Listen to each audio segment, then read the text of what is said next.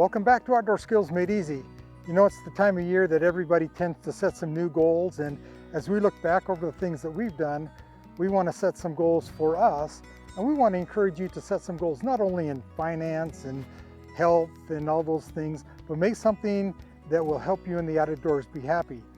You may have heard the term Dead Goal Friday. It's usually 2 weeks after the beginning of the year. That's when people's goals die and they're done. But what we want to do is encourage you to set a date and put something on your calendar that will make you happy, that will help you to continue to achieve that goal. So I've done a lot of activities throughout the years that I really enjoy doing, but the true happiness that I get is seeing other people learn and do and achieve. So we're going to encourage you to go ahead and do that. And as you maybe look at some of the videos we've done, whether it be canoeing or cooking or whatever it might be, make some comments in the comments section below the video and let us know how you're doing, and we would be happy to follow up with you and encourage you to keep your goals going.